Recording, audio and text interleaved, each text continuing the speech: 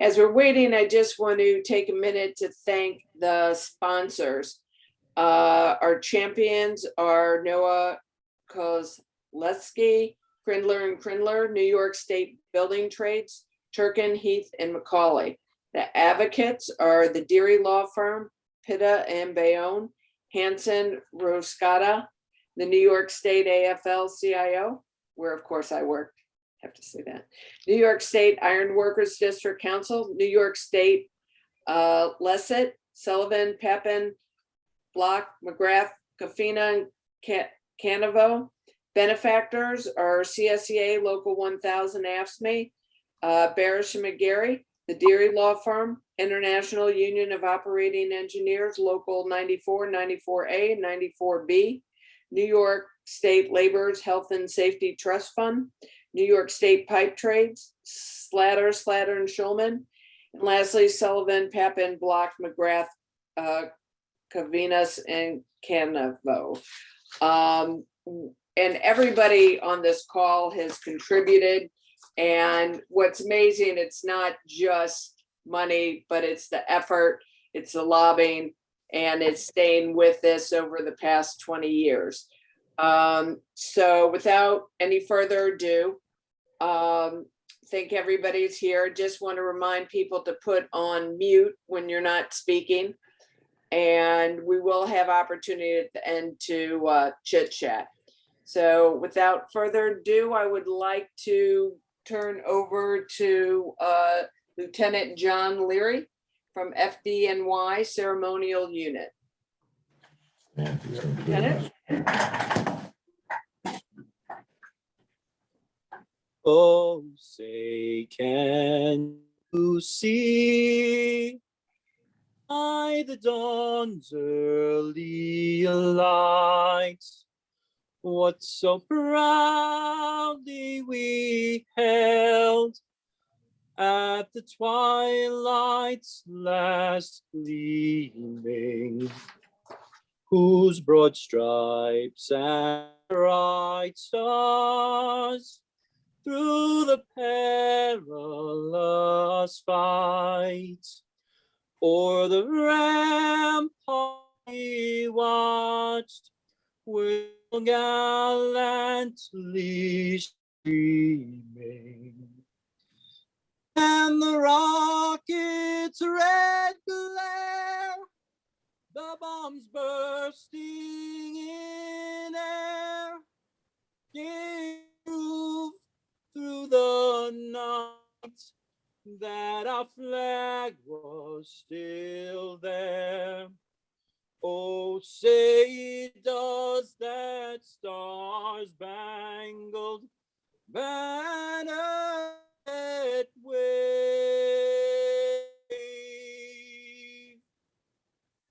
o'er the land of the free and the home of the brave. Thank you so much. It was beautiful.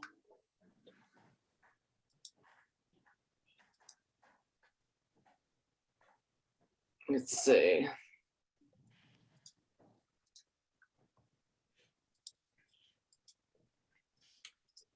Ben?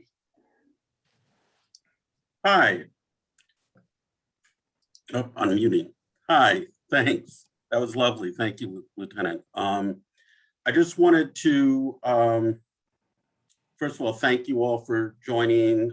It's good to see you, even if it's only on Zoom. Hopefully next year we can, do this in person. It's hard to believe that we still have to do this, that after all these years that we have to work to get Congress to do the right thing for 9/11 responders and survivors, but it's good that we're doing it because it's got to get done. It should not have to be this difficult. We all know how hard it is making responders, survivors walk in the halls of Congress. Through 2010, through 2015 for the reauthorization, again in 2019 to get the VCF reauthorized and fully funded. And I'm hopeful that this is really going to be the last time. The problem we have now is that the World Trade Center Health Program is going to have a funding shortfall. It'll have money, but it won't have enough money starting in 2025. That's because the funding formula that was worked out in 2015, when, didn't really have enough of an inflation factor to deal with the growth in cost, the numbers of people. We now have over 113,000 people in the program across the country. What we're doing now is we're raising money with all of your help to help our advocates, our friends, make sure that we can get this done. And that's what we're doing, is that to move forward, Congressman Maloney, my old boss who's here, Congressman Nadler, Congressman Gabrino, Senator Gillibrand and Schumer, and in fact, the entire bipartisan delegation from AOC to Stefanik have all gotten behind the bill, 9/11 Responder Survivor Health Funding Correction Act, HR 4965, Senate 2683, that will deal with this problem, and hopefully once and for all, it will be the last bill that we'll have to do. The really good news is we're making a lot of progress. You probably all know, we've been following Congressman Frank Pallone, the chair of the Energy and Commerce Committee right over in New Jersey, has put the funding for the next 10 years in the reconciliation bill. And that was a big accomplishment. I know Carolyn, Congressman Nadler, the New York delegation really applauded it and worked with Congressman Pallone to get it done. We'll have to see what happens, as we all are waiting for what happens with reconciliation. But if it survives, and I'm hopeful it does, that'll be a huge boost, because it'll make passing the bill in the spring, which we still have to do, even if we get the funding for the next 10 years, the $2.86 billion that will be the shortfall for the next 10 years. Even if we get the funding, we need to fix the formula in the out years. So we still have to get the bill to President Biden's desk for his signature. And that's really why, again, this event today is really, really important, because we still have a lot of work to do. And it helps Carolyn, and I'm sure she'll be talking about it shortly. I just want to point out one thing. We put it in the chat. One of the things the funds go for, on our website, we have this really cool tool that allows you to see whether members of Congress are on the bill. If they're not on the bill, it allows you to call them. It allows you to tweet directly to them. It tells you what they've said about 9/11 issues. And again, you have a lot of people, a lot of members of Congress who say never forget and always remember 9/11, but they don't put their name to the bill. And this allows you to see what they've said and allows you to see in real time where they are on the bill. And this is really helpful for a lot of the responders and survivors who are across the country, so they can know where their members of Congress are. I just also want to personally say thank you to Jake and to Gary. I know Jake's retiring, he's going to go on a cruise. He's really worked hard. Gary obviously is still working hard, but it's really been a pleasure working with them both on this.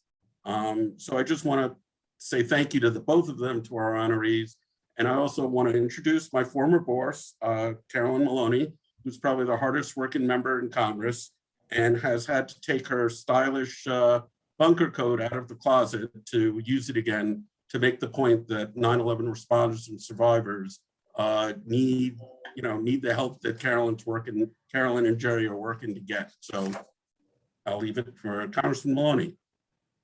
Oh, thank you so much, Ben. It's always an honor to see you and Susie, and thank you, Ryan, for bringing us together today.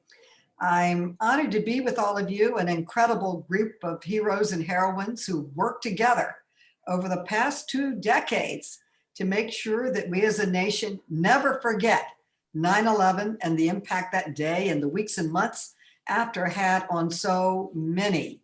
This past September, we marked 20 years since the attacks. It was hard for me to stand there on the sacred ground down at 9/11, and I'm sure it was hard for all of you, but it was really humbling to see 3 American presidents standing with us, honoring 9/11, honoring the men and women who worked on the pile, who risked their lives.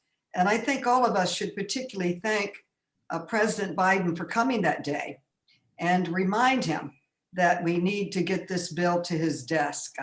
His vocal support for the bill that we have before Congress now, bringing it up to the 2.86 billion funding, is absolutely critical for his support. I'm sure he'll sign it once it gets there. It'd be even better if he spoke out now in support of it.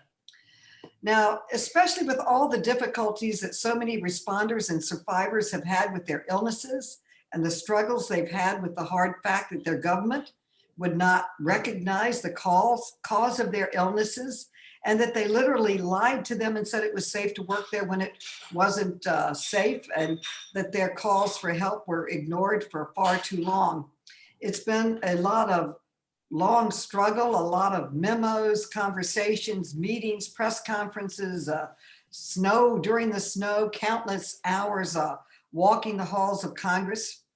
So many meetings with so many of you. Jim Melius, may he rest in peace. John Field, Dennis Hughes, Mario Salento, Gerald Fitzgerald, Jake Lemonda, Gary LaBarbera, and so many others, trying to figure out how we could move forward and finally make the World Trade Center Health Program and September 11th Victims Compensation Fund permanent, so that it would be there for all who needed it and all that deserve it. It's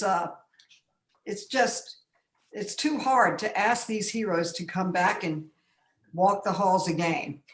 And tonight we are here to honor two of those great leaders, Jake LaMonda and Gary LaBarbera, for their tireless leadership and efforts to ensure that remembering 9/11 is more than just a bumper sticker or a Twitter hashtag.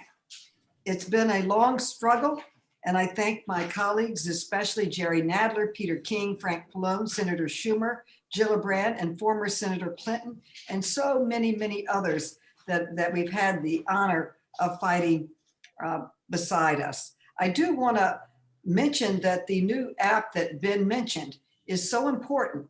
Believe me, by the time we finally passed the bill, we had roughly every single member of Congress voting for it and co-sponsoring it.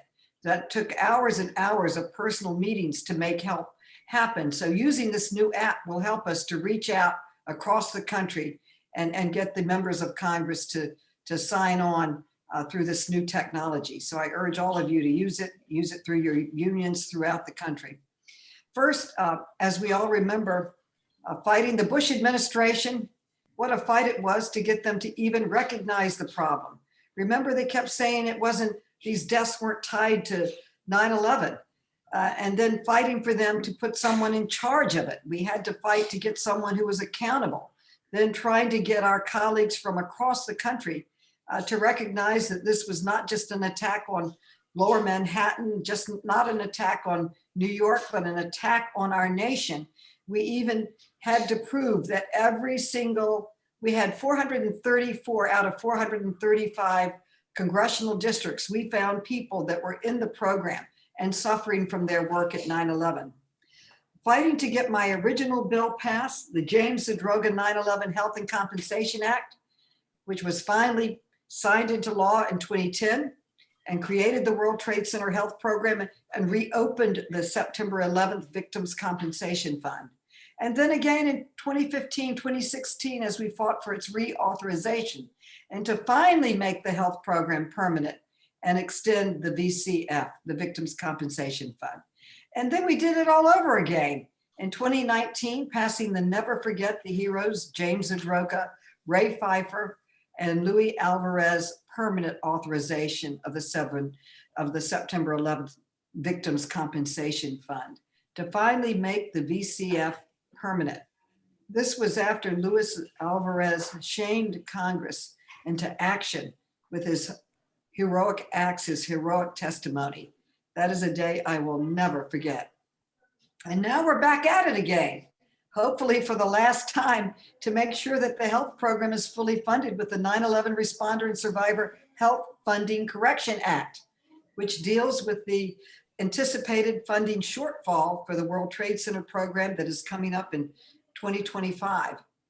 If Congress and the Bush administration had confronted these issues up front and not denied the problems facing so many, it would not have had to be like pulling teeth to get the help so many across the country need and deserve.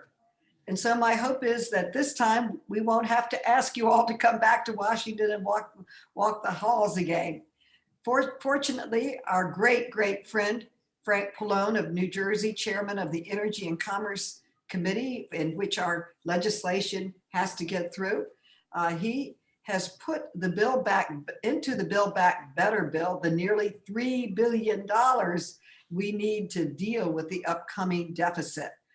And if that stays in the bill, and we have every intention to do everything to make sure it stays in the bill, we have met with our congressional leaders, our senators are with us, it will be a huge, big accomplishment and will give peace of mind to so many who depend on the health program. A huge accomplishment that would not have been possible without the years of advocacy and work of two outstanding leaders and dear friends, Gary LaBarbera and Jake Lemonda.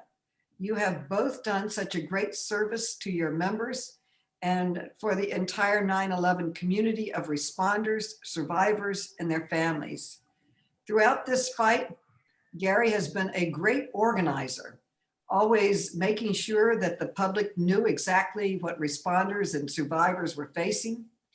He organized so many demonstrations down at 9/11. He was the force behind getting the insurance first to pay what they should for the rebuilding and then to get the insurance to go forward. We couldn't rebuild until we got the insurance in place and the funding and financial support we needed.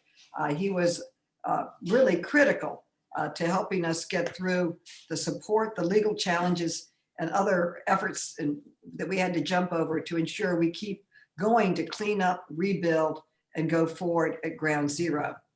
And Jake, what can I say about you? I'll never forget walking the halls all day long into the night. Whenever I needed some extra strength, I put on the bunker coat, which is the most incredible gift I've ever received. I don't deserve to wear this hero's coat, but I think of you and the whole FDNY. When I wear it, it gives me extra confidence and the extra push that I need. I think I'm going to have to wear it now until we get the $3 billion into the budget. And again, Gary and Jake, words cannot express the gratitude that I feel and the gratitude that all New Yorkers feel for the role and support you gave to this accomplishment. I'm thrilled to be here tonight with you and have this opportunity to honor you and all the work that you've done. Jake, enjoy your much deserved and well-earned retirement. We will miss you. We hope you won't go too far away because I know we're going to need your inspiration and support as we go forward. Thank you so much to Susie and Ben and Ryan for making this happen. I'm delighted to be here supporting you, and I'll always be there supporting you. I yield back. Okay, hold on. We have Ryan. Thanks, Susie. Just want to take the time and I want to thank the board members of Citizens for the Extension of the Zadroga Act and our sister organization, 9/11 Health Watch. They all have other jobs and other demands in their schedules, but they all give their time and energy because they care so deeply about these important issues and making sure our country never forgets and that we live up to our duty as a country to protect our survivors, responders, and their families. Peg Seminario, former the National AFL-CIO, Mickey Siegel de Hernandez, Communication Workers of America, Jessica Garcia from the Retail, Wholesale, and Department Store Union, Liam Guilfoyle from the Uniform Fire Officers Association, Tom Hart from the Operating Engineers Local 95, Frank Marchese from the Laborers Health and Safety Trust Fund, James Slevin from the IAFF, Walter Jones from the Laborers Health and Safety Fund of North America, Dr. Stephen Markowitz, and Sybil McPherson from DC 37. And of course, I also want to make sure I recognize and thank Ben Shabbat, our Executive Director, and Susie Ballantyne, our Deputy Executive Director, for all the work they do throughout the year on the behalf of the 9/11 community. And at this time, I have the pleasure to introduce the president of the New York State AFL-CIO, Mario Cilento.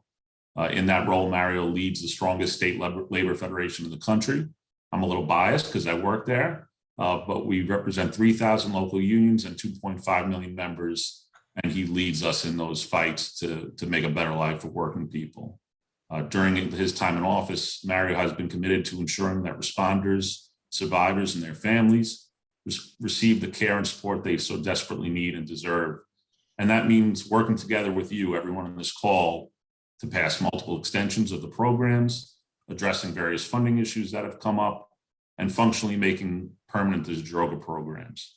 And whenever I go to him with a request for the 9/11 community, the answer is an immediate yes. What can we do? What more can we do? And it's a passion for him.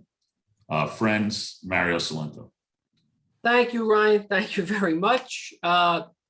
First, I want to thank Ryan for what he does as part of all this. So Ryan, thank you very much on behalf of everyone who works at the State Fed. I certainly want to acknowledge Carolyn Maloney. Carolyn, you are truly a champion for this cause and so many others, but particularly anything having to do with the attacks on September 11th. So Congresswoman Maloney, Carolyn, thank you very much on behalf of my 2.5 million brothers and sisters in the state of New York. Thank you, Carolyn, so very much. I want to acknowledge my friend Jake Lemonda. Jake, I know you're going to get you're receiving an award later tonight, but I want to say retirement looks well on you, my friend, and I hope you're enjoying it so far. Only about a month in, but you'll always be part of our family. So Jake, congratulations on everything that's transpired upon your retirement and everything you've done for the labor movement. So thank you, my friend, and I wish you well. I am honestly really pleased to have the opportunity tonight to introduce our first honoree. Ryan mentioned we represent 2.5 million members in the state. 3,000 unions fall under the umbrella of the state AFL-CIO. That is a lot of people, right? That's a lot of labor leaders. We also have 46 executive board members within the state AFL-CIO that I speak with on a regular basis. Again, that's a lot of people. And I mentioned that. First, let me just say we're blessed to have labor leaders across the state who are dedicated and committed to the cause of organized labor and to working people. But I mention all those people, all those leaders, all those unions that come under our umbrella because, you know, there are a lot of labor leaders in this state who work every day, who work hard to support their members, right? But there are always going to be some who are just a cut above, who stand out really for who they are and for the standard that they set for the rest of the labor movement. And I just have to say, Gary LaBarbera is one of those people. He's one of those leaders. And I have to say, I honestly don't know anyone who works as long and as hard as Gary does. I can call Gary at 10 o'clock at night on a Tuesday. I can call him on a Saturday or a Sunday, and he picks up the phone before that first ring is even done. And I honestly don't also know anyone who's more straightforward and honest in his assessment of a situation than Gary. I don't know anyone I'd rather have on my side in a fight than Gary, whether it's a legislative or a political battle. There's really no one like him. And Gary's about getting things done, I guess is the best way to say it. You know, Gary and I talk a lot. We talk about legislative issues and political campaigns and grassroots initiatives and all those things. And when we're up against something that's difficult and we're trying to figure out how to handle the situation, Gary's favorite words to me, his favorite phrase is usually something along the lines of, let's just get this done. Let's just figure out how to do this, right? And I mean, that's Gary. He's about results and making a life better for his members. And I can say to you that as president of the state AFL-CIO, there is nothing more than I can ask of him as a labor leader. And that's why, in my opinion, Gary is a leader in the truest sense of the word. You know, a leader is someone who cares about the people they represent, and a leader is dedicated and committed to a cause, and a leader is someone who's passionate about what they believe in. But in my opinion, most importantly, a truly great leader inspires you. A great leader inspires you to be more active in your union than you ever thought you could be. A great leader inspires you to be part of something that's bigger than yourself. A great leader inspires you to fight harder for your brothers and sisters than you would for your own self, right? That's what a leader does. That's Gary. He inspires all of us. He inspires his members in the building trades. He inspires other leaders. Honestly, he inspires me to do my job better. That's all you can ask. That's all I can ask. And when it comes to September 11th, which is why we're all here, and everything that transpired from then till now over the last 21 years, Gary, as with pretty much everything else that he does every day, he wears that on his sleeve. Anyone who's been in Gary's office would know that, who's been in the conference room as part of the state building trades and the city building trades. He lives with that day pretty much every day of his working life. If you go into that room, if you go into that conference room, there's hard hats that represent the fallen building trades members who passed away and traced back to that day. And the way I see it, as I've taken it every time I've walked into that room, it's a reminder to Gary, it's a reminder to his staff, it's a reminder to anyone who deals with him and the state trades that they will never forget what happened that day, right? And that more importantly than that, I think, is that they'll fight on, and we all will fight on together for those who are still with us. That's who Gary LaBarbera is. Gary, you deserve this award. You deserve any award we can give you. But you deserve this award really for who you are as a labor leader, but more importantly, Gary, for who you are as a person. So congratulations, my friend. Gary, I'm glad to be here tonight, and I truly mean it. You deserve it. And for brothers and sisters on this call, and for everyone, ladies and gentlemen, it is my honor to introduce to you our first honoree tonight, my friend, Gary LaBarbera. Well, Mario, first of all, I am truly humbled by your introduction. And I want you to know, and I think you do know, and I want everyone on this virtual event to know that Mario Salenta is also a cut above and as a leader in the labor movement in the state and nationally. And Mario, we've had many, many conversations over the years, and I'm not ashamed to say it. I do love you like a brother. I have the utmost respect for you and hold you in extreme high regard because of who you are as a person. And it's always been an honor for me to work with you on any issue. I'd also like to say a few words about Carolyn Maloney, Congresswoman Maloney. Thank you for those humbling words as well. And of course, I'd like to wish my best to Jake Lemonda, another good friend over the years. I wish you all the best in your retirement. And certainly, Jake, you have been an outstanding advocate for all of the members of the FDNY. And I know how deeply you are concerned and deeply and sincerely care about them, their families, and their best interests. As Mario pointed out, you may be able to see virtually here, this boardroom, actually, this is a new office. We actually designed the boardroom to make sure and ensure that the 61 hard hats with each of the members who died in the towers on that tragic day would be remembered, and their names and local insignia are there. This particular memorial was created in late 2001 and was in our old office on 23rd Street. And again, we actually designed the office around this permanent memorial. So as Mario points out, every day that we come in this office, in this boardroom to do the work on behalf of our members, we are reminded of the day of 9/11, the tragic loss of that day. And when we meet as executive board from the New York City building trades, again, we are all reminded every day. And oftentimes people come in and they say, oh, I really like your hard hat display. And I say, well, do you know what that hard hat display represents? And they say, well, no, but I really like it. And I explain to them what that represents. And they too, all of a sudden are humbled by what these hard hats represent. Each one of these hard hats represents a life that was lost that day. Let me just say a few words. I want to thank everyone who has supported this evening's fundraiser. And the work is so important. And I want to thank Congresswoman Maloney. I mean, I thank you is not enough for your tireless effort and advocacy on behalf of all the first responders. And I want to say, Susie Ballantyne asked me to hold up the plaque that was sent to me.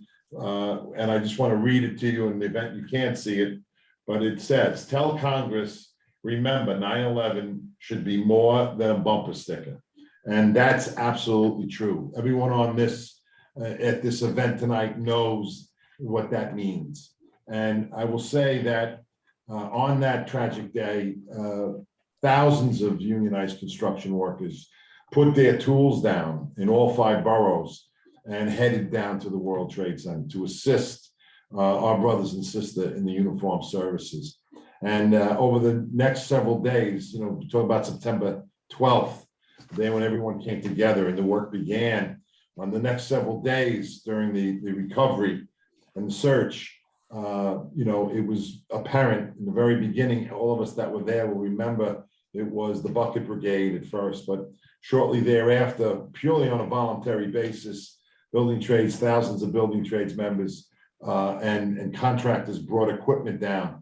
And we began to work with the uniformed services, with the firefighters and the NYPD and the BAPD and the EMT to do that tedious work of removing steel and debris.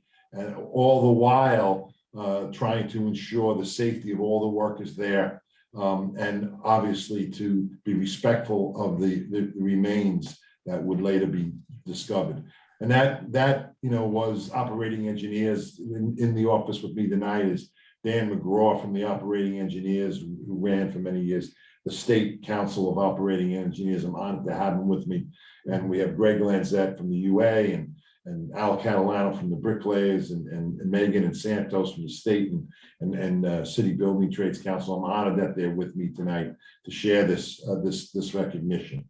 But let me wrap up. I don't want to take too much time. I want to stay online, but let me just say that the work has to get done. As Mario said, the way we need to approach things is we get it done, we figure out a way to get it done. And this funding is so important. I mean, when you hear the number of people that are registered with the Victims Compensation Fund, and all of us know, all of us personally know people that were down there, that number one, we lost on that tragic day, but personally know people that have World Trade Center related diseases and illnesses and people that have died. Members from my own local union, the Teamsters, we had hundreds of Teamsters bringing the debris out. We know many of them personally who worked down there and have succumbed and have passed because of their exposure. So we must never forget it is much more than a bumper sticker, and all the tireless effort that everyone involved with this organization and all the work that everyone has done to support the efforts, you know, again, largely started by Uniformed Services and Karen Maloney. I can't thank you enough. And I also want to thank, you know, the Uniformed Services also for always recognizing that the work of the building trades down during the recovery and then the cleanup and being with them and working together. You know, it didn't matter whether you had a hard hat or you had a helmet.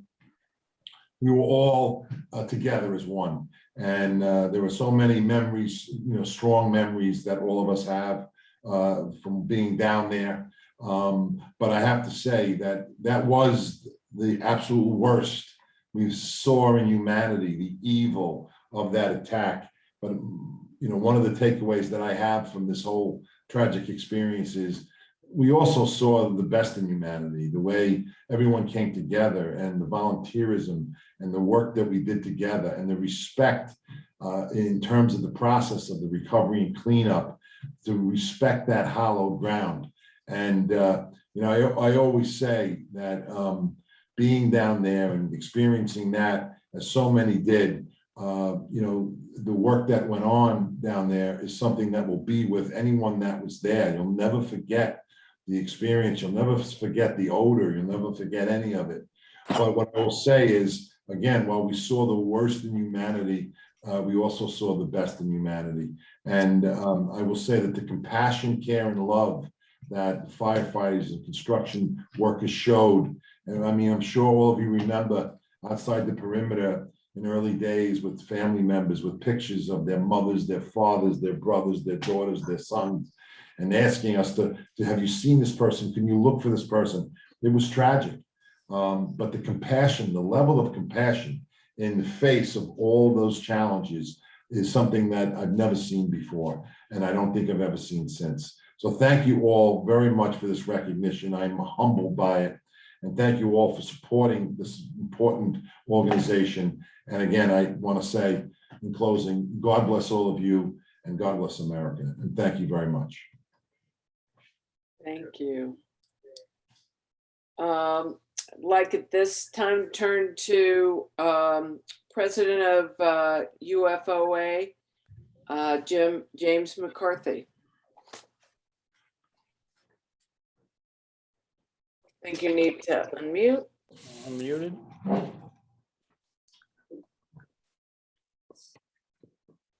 Okay, Dr. Kerry Kelly was instrumental in transforming our Bureau of Health Services into the first-class medical, diagnostic, and treatment center dedicated to the well-being of FDNY firefighters. Her work in the health and wellness program has saved many, many lives in the FDNY. She is certainly the most beloved medical officer in FDNY history, and I'm proud to introduce Dr. Kerry Kelly. I think you need to unmute.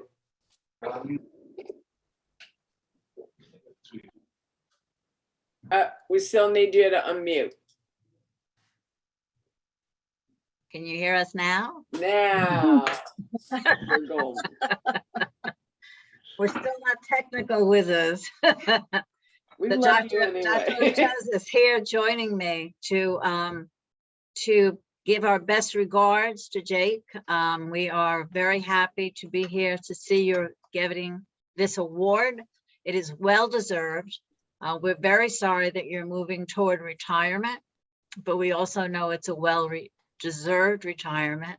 And we are very thankful for the time we have spent with you in the many years working in the health services, both before and after 9/11. You have been a strong advocate for your members, for the fire service, as well as for the other people who worked down at the site, the survivors. The work that you did to ensure that the Zadroga bill was put into place was felt and appreciated by so many people. It has saved the lives of so many people. You know, we both still work in the field of medicine, and we know that the financial constraints that are present in so many insurances really impact on health.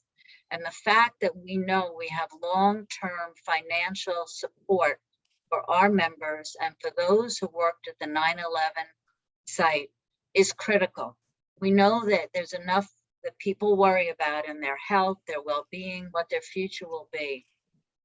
The work that you did to ensure that that financial support was in place is critical. And we thank you every day for the work that you do. And we look forward to continuing work, but hope you will have a very happy retirement. This award is so well deserved for all that you have done in your many years of service for the fire department. Jake, truly appreciated professionally and personally everything that you did for us at Bureau of Health Services and for all the members across the board. And the work with the 9/11 program and ensuring the future of the program is truly appreciated by everyone. And if not for your partnership with us over that time, we may not have been able to achieve what we did. So truly from the bottom of our hearts, we're very grateful to have had your help and wish you the very best in retirement.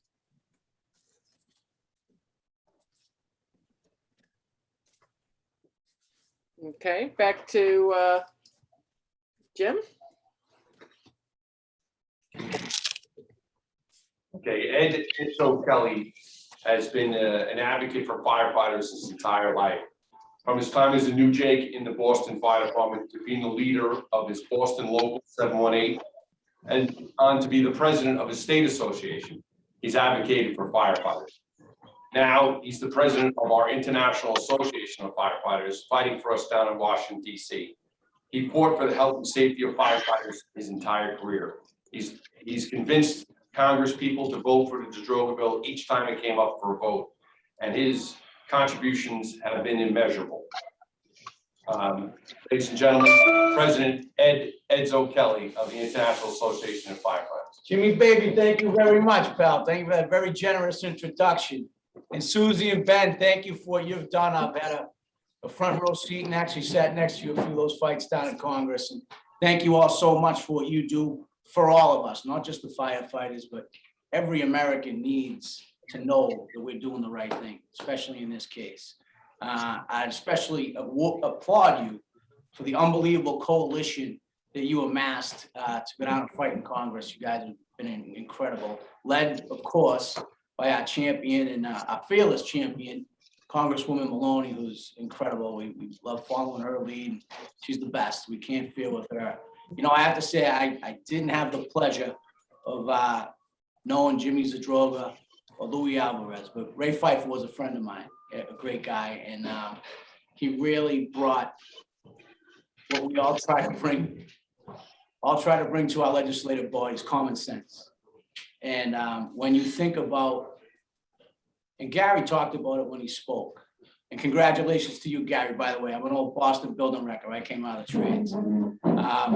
Gary talked about how after 9/11, how we all felt. And I can't say that I'm not a New Yorker. It was very near and dear to my heart because I'm a firefighter.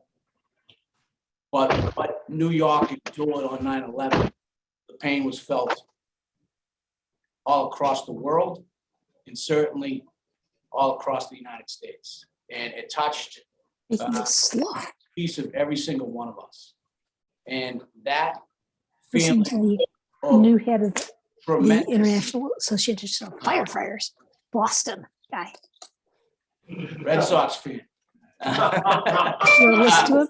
That feeling of patriotism that we all had. No, yeah, just for me. You know, empathy for the fallen Somebody's got to. and those that are left behind.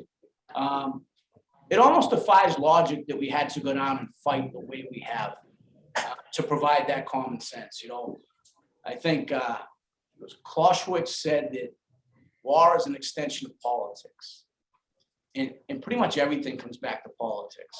You know, whether you're sitting cross-legged having tea in a village somewhere, or whether you're in the halls of the United States Congress or the United Nations across the river from where we are here in Queens. It all comes down to the ability of each other as human beings to impact the consciousness of each other to get to what is right. And when I think about people that I've come across in my, few rodeos that I've ridden in life, that have the integrity, the personal internal constitution, the heart, the care, the courage to bring common sense and to do what is right and to affect the change we need. In my life, there's very few people I've seen with the talent to affect change and bring what's right to a situation than Jake Lemonda. And in my time around Jake now, I don't know, probably about 15 years, he's become, I use an affectionate term, is my rabbi, one of my rabbis, a guy that I call when I'm in trouble, a guy that I call when I don't know what right is, and I need someone to walk me to right. And I can tell you that when it came to bringing righteousness to Congress, not just for every New Yorker, but for every American that needs to know we're doing the right thing, having a warrior like Jake Lemonda that could get us there was truly a blessing. And he's a great brother, great friend, and I just want to say congratulations, a well-deserved award. And Hopefully that cruise someone talked about, is it just a ferry out to Staten Island or something? So God bless, congratulations, Jake. You earned it. You're a dear friend. We love you. All right.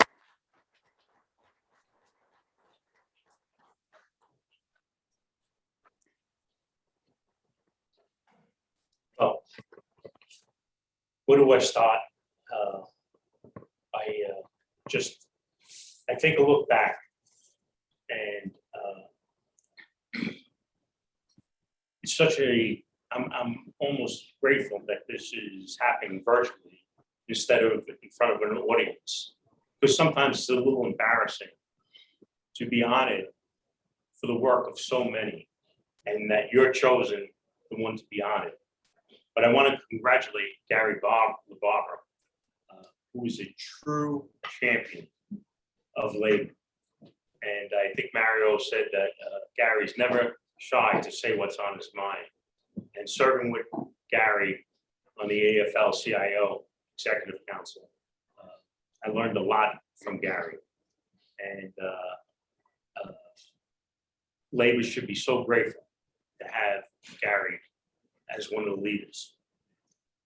I also would like to take an opportunity to thank Dr. Kelly and Dr. Ortiz and Dr. Prezant, because under their leadership at the FDNY, right after the event, they knew that this was going to become a problem. And having their medical background, so they started putting the pieces in place that we would need years later go down to Washington to make our case. And it wasn't without their initial efforts, it would have been a much more difficult fight. And for that, we are eternally grateful to both of you and Dr. Prezant.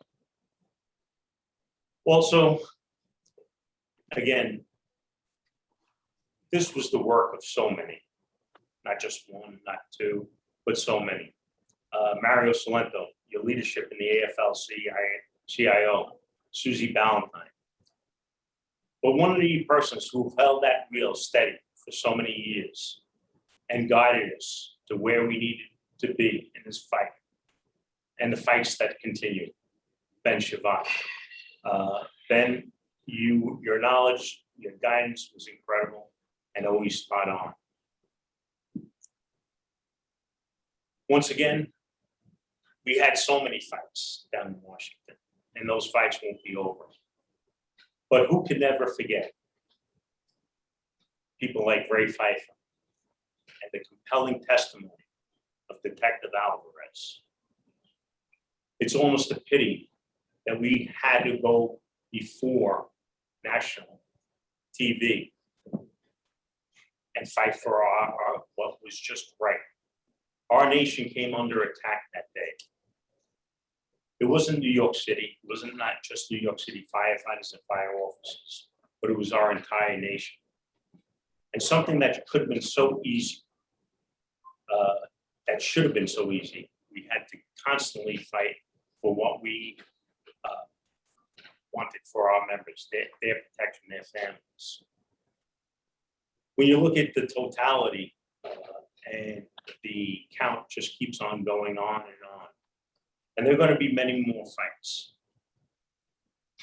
I would be remiss if I didn't mention Carolyn Maloney, Chuck Schumer, and the entire New York delegation. Because they stood up, and I often say this, they stood as tall as those towers once stood. And they were fighting for every American who operated down at in that toxic environment. And they never gave up, and they stood side by side with us until we got what those people deserve. The illnesses continue. There are going to be many more fights in the future. It's just not going to end. It gives me great comfort knowing that the UFOA, under the leadership of Jim McCarthy, and the IAFF, under the leadership of General President at Kelly. They will be the new champions, and they will continue fighting for all of labor, not just New York City firefighters. It's truly humbling. And again, I think one of these, it would be endless, the amount of people that were involved in all these efforts. But I want to thank everybody. This will be something that I'm proud to display in my home because this was something that I believed in. Thank you very much. Thank you very much. These are always a little awkward. If anybody else would like to say anything, we certainly want to thank every single person that is here. You're a part of the team, the village that has gotten us to this point. We will be back in touch. As I think Ben explained, we're kind of in a little bit of a holding pattern until we find out what happens with the reconciliation. Although I gotta say, it's very nice to have the Senate Majority Leader from New York. So with that and with Carolyn, I feel we'll do the best we can. And as everybody knows with legislation, you never know with legislation what's going to happen in the coming weeks. But we will be back with you shortly once we know whether we're doing the big plan or the little plan. Ben? Yeah, I just, thank you, and thanks. Jake, me and Susie just want to know, we ordered you guys a round of drinks. Did they deliver? Okay. All right. Well, thank you all. Thanks. And if anybody else wants to say anything or chit chat, and it's my personal wish that we all get together, hopefully in the spring when everybody's safe and we can do it. We'll get together when President Biden signs the bill in the spring. That's the plan. That's the plan. Thank you so much for everybody coming. Take care. Take care, Susie. Take care, Mara. We're good. Good night. Good night. We never-